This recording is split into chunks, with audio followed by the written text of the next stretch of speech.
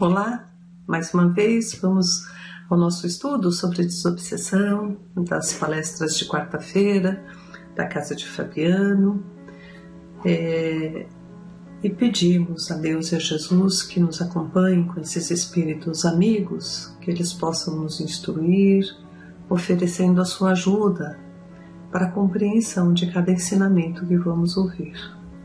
Agradecemos por tudo que temos, por tudo que somos, por tudo que recebemos sempre de Deus e de Jesus, como bênçãos em nossas vidas. Estarmos hoje juntos, reunidos para falar de Deus, de Jesus, de todos os seus conhecimentos que eles chegaram até nós através dos evangelhos, enfim, por estarmos hoje aqui, encarnados ou desencarnados, juntos nessa doutrina maravilhosa que é o Espiritismo, nessa religião que professamos com muita fé. Que Deus nos acompanhe. Pai nosso que estais nos céus, santificado seja o vosso nome. Venha a nós o vosso reino, seja feita a vossa vontade, assim na terra como no céu.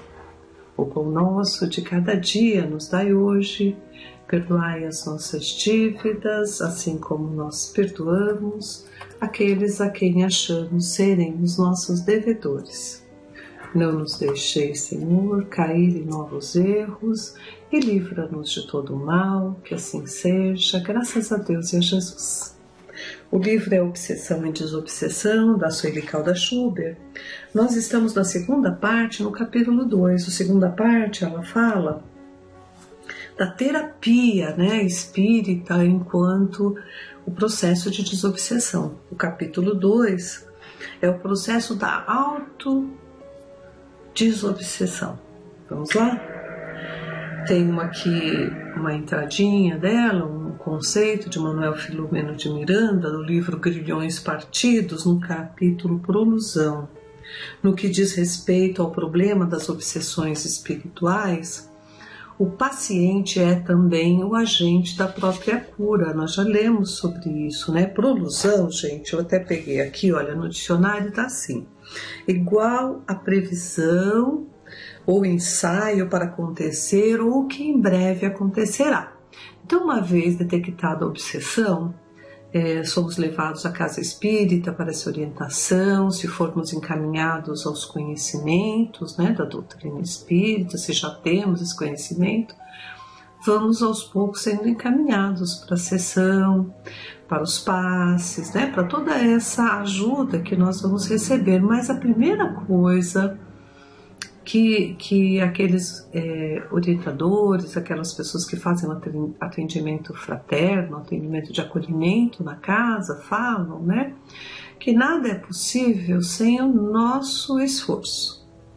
Então, a reforma íntima entra aqui como muito precisa na ajuda, porque por mais preces que os outros façam por nós, que os outros intercedam por nós, que nos levem à casa espírita, que nos tragam livros, passes, tudo isso melhora em muito, ajuda em muito, porque o processo não é só para a gente, são para vários espíritos, aqueles que moram conosco, aqueles que convivem conosco, são vários espíritos juntos que vão ali trabalhar, e o nosso anjo da guarda, o nosso espírito protetor vai trazendo outros espíritos para essa ajuda, então é um conjunto de ajuda, principalmente na sessão de desobsessão, ali coletivamente somos auxiliados, mas também podemos chegar ao individual, com o tempo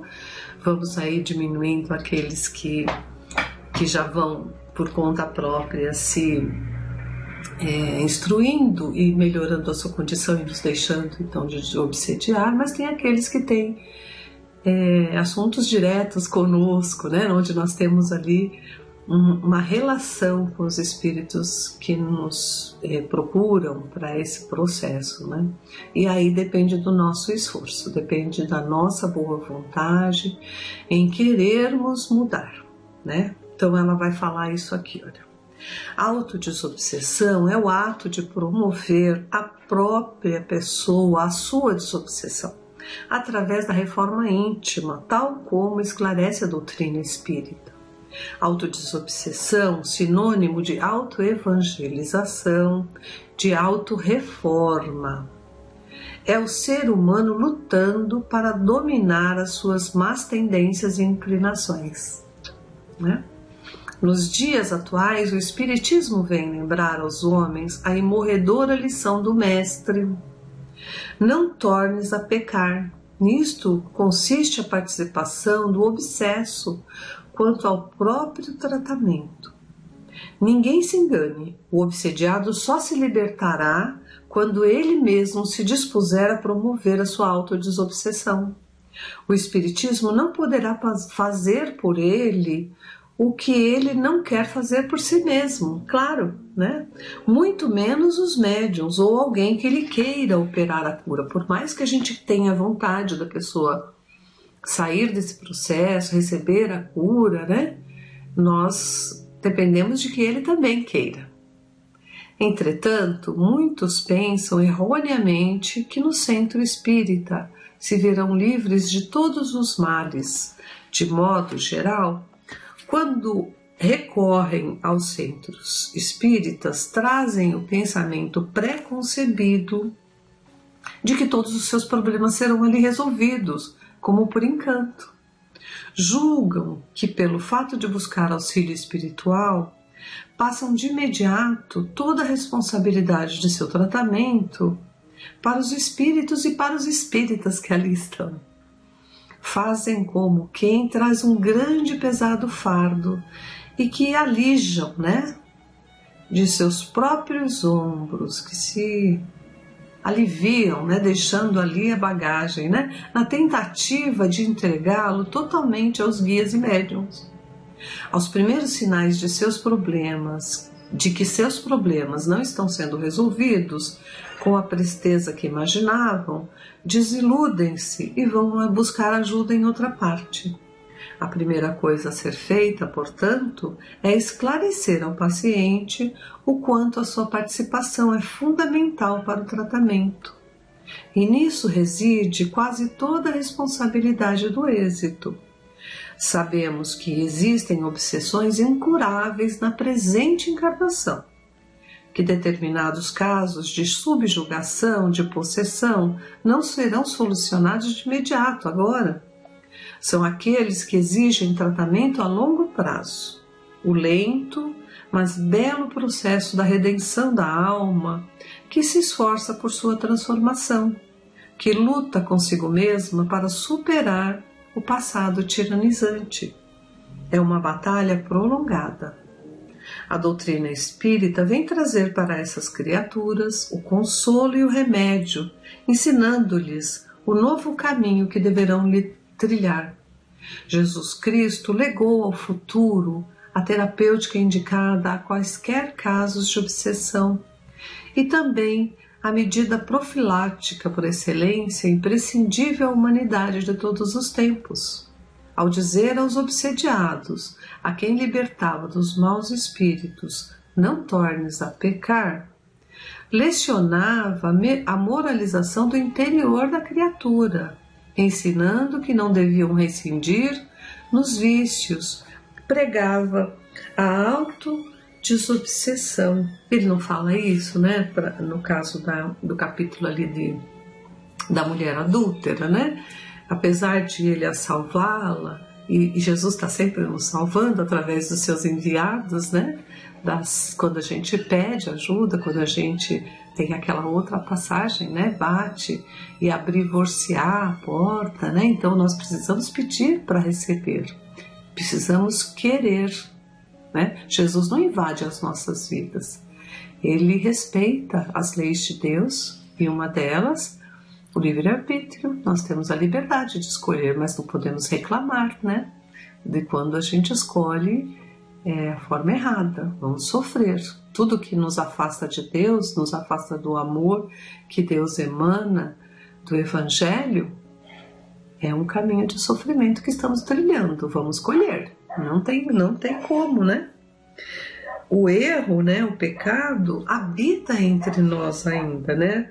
São os nossos próprios desejos que buscam, né? E nos tentam, afinal. Mas isso não quer dizer, não significa que devemos ceder, né, a essas tentações. E por isso, até na oração do Pai Nosso, né, Jesus nos ensinou a falar diariamente, né, sobre pedido de ajuda a Deus, né? Mas livrai-nos de todo o mal, né, das tentações. Somente quando eu concordo com esses pensamentos que me vêm, né, ou é meu próprio, ou que ali são sugeridos, mas quando eu abraço, né, quando eu quero agir de acordo com esses pensamentos, essa mentalidade, onde eu sou tentado, aí se torna em erro, né? Enquanto ser tentados é normal do ser humano, passar por essas provas, por essas tentações. Até Jesus, quando esteve aqui, demonstrou que passou ali uma parte, um tempo da vida dele, 40 dias ali no deserto, onde ele foi tentado várias vezes, mas não cedeu, né? E ele sabe que a gente pode impedir, né, de cairmos em novos erros, pedirmos ajuda através da prece, mudarmos o nosso pensamento, sabermos que aquilo vai vir várias vezes, mas nós não vamos ceder. É isso que ele falou ali à mulher adúltera, né? Vai e não peques mais, já foi salvo, te ajudo, te ajudarei sempre, estou sempre contigo desde que me peça, mas o sofrimento, o erro vai acontecer não porque a gente não quis te ajudar, é porque você não se ajudou, né? Então precisamos parar, né? Impedir que o desejo seja pré-concebido ali, seja aceito por nós, né? Até em Lucas, no capítulo 9 também do Evangelho, ele fala de Jesus, né? Se alguém deseja ir atrás de mim, negue a si mesmo e tome a sua cruz, né? Diariamente siga-me. Ele não fala para joga sua cruz fora e vem comigo que eu vou te carregar no colo. Não, ele fala tome a sua cruz e venha me seguir, né? Então significa que nós temos ali problemas, temos erros, vamos ter que provas, expiações, mas ele fala que pacientemente ele nos ajudará, né, através de todos os enviados, de acordo com a nossa boa vontade em querermos mudar. Então é necessário que quando vier esses pensamentos, os vícios, né, que nós não aceitemos, não queiramos, né, tornar isso em ação. Não queiramos tornar isso em ação, né? Assim a gente não aceita mais esses pensamentos, muda a rota da nossa vida. É isso que ele fala aqui, né? Não tornes a pecar. Lecionava a moralização interior da criatura, ensinando que não deviam reincindir nos vícios, pregava assim a autodesobsessão. Todos os recursos espíritas são canalizados em auxílio aos obsediados, mas é evidente que só alcançarão os resultados positivos os que derem de si mesmos sua cota de colaboração. Aliás, é imprescindível, e quanto se valerem de todas as instruções apresentadas, pois nada se lhe adiantará conhecerem a medicação se não utilizarem em si próprios. Os resultados assim serão ineficáveis. A terapêutica do Espiritismo é para ser usada e não apenas admirada. Quando a primeira entrevista com o obsediado ou com a família, quando da orientação inicial para o seu caso, dar-se-á início também ao seu processo de reeducação. Isto se faz através de todos esses esclarecimentos, motivando e estimulando a se modificar interiormente, fornecendo-lhe noções de quanto o Espiritismo se dispõe a ajudá-lo. E, sobretudo, que ele se sinta envolvido em vibrações de muita solidariedade, de muito amor, essenciais para lhe dar confiança e a esperança que tanto busca. de melhoria. Ele já melhora na primeira semana, ele sente isso. Mas o problema é que logo após ali o recebimento da acolhida da casa, dos livros, das leituras edificantes, do passe, né, do magnetismo que ele recebe com vibrações amorosas, essa ajuda já de imediato ele se sente melhor, se sente mais aliviado, mais leve, mais feliz, né? Mas essa manutenção é parte que pertence a ele, né? Então mudar aí, aplicando os conhecimentos do espiritismo que ele vai recebendo, trazendo para a prática, para a sua vida. A partir daí deverá começar o processo de autodesobsessão. Autodesobsessão. A Ivone Pereira tem uma recomendação muito importante no livro Recordações da Mediunidade, no capítulo 10º. O obsediado, se não procurar renovar-se diariamente num trabalho perseverante de autodomínio e autoeducação, progredindo em moral e em edificação espiritual, jamais deixará de sentir-se obsediado. Ainda que seu primitivo obsessor se regenere, às vezes o obsessor vai embora primeiro, né? Cai no entendimento do espiritismo, aceita a doutrina e muda seu pensamento saindo de perto, mas aí vem outros. Se o obsediado não mudou, né? Sua renovação moral, portanto, será a principal terapêutica nos casos em que ele possa agir, né? Porque tem aquelas pessoas que não têm nem a condição hoje intelectual de poder agir. Mas quem tem é parte do seu esforço que vai trazer a cura, né? Acho que todos ficaram aí bem... sabendo bem, né, como devemos agir. No Livro dos Espíritos tem a questão 913, né, que fala do egoísmo, que é um dos nossos vícios, nossos problemas maiores, né? Ele fala, entre os vícios, qual poderemos considerar mais radical? Já dissemos muitas vezes, o egoísmo, dele se deriva todo o mal. Estudai todos os vícios e verei que no fundo de todos existe o egoísmo. Por mais que luteis contra eles, não chegareis a extirpá-los enquanto não atacardes pela raiz, enquanto não houverdes destruído a sua causa. Que todos os vossos esforços tendam para este fim, porque nele se encontra a verdadeira chaga da sociedade. Quem nessa vida quiser se aproximar da perfeição moral, deve extirpar do seu coração todo o sentimento de egoísmo, porque o egoísmo é incompatível com a justiça, com o amor e com a caridade. Assim, ele neutraliza todas as outras qualidades. Uma das coisas que a Casa Espírita indica para todo aquele que chega pedindo ajuda dos processos de obsessão, né?